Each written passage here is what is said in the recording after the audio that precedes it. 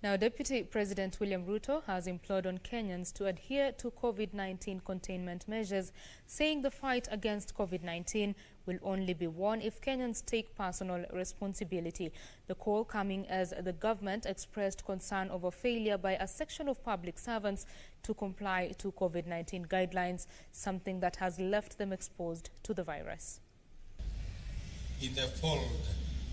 Deputy President was at the Goto PCEA Church in Kikuyu, Kiambu County, Thursday for the burial of former General Secretary of the Presbyterian Church of East Africa, Reverend Peter Kanye Kariuki.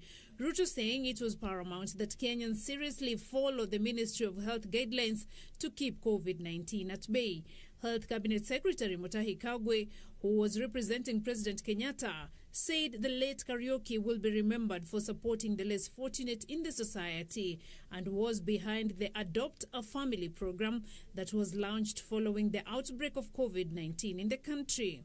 Let us take up our responsibility individually as citizens to ensure that we do not lose life and to ensure that we minimize infections by adhering to the protocols that have been issued by the government of Kenya through the Ministry of Health.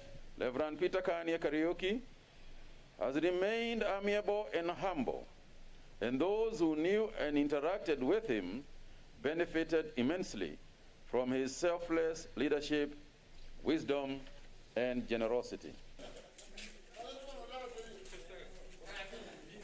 In the meantime, Muslim faithful have been urged to adhere to the COVID-19 protocols as they celebrate Eid al-Adha on Friday. Time has come for everyone to take responsibility. We are also insisting our brothers, the Muslim fraternity, to ensure they adhere to those protocols. That business of having communal food, that big plate I have noted, I have witnessed in the past. Let us this time ensure that everybody is celebrating this Eid in their homes. Elsewhere, a section of women parliamentarians have raised concern over increased cases of sexual violence during the COVID-19 pandemic. Mbita, Member of Parliament Emilio Odhiambo, and Nairobi Woman Representative Esther Passari is blaming weak laws for the obtaining situation. And the government has raised concern over what it terms as public servants not strictly complying with the Ministry of Health COVID-19 guidelines, something that has left them exposed to the risk of the deadly virus. In a statement, Head of Public Service Joseph Kenywa directed public servants to rearrange their workplaces to not less than 1.5 meters between employees, minimize walk-in visitors except by prior appointment, adding that state and public officers with pre-existing medical conditions and or age between 58 years and above should work from home.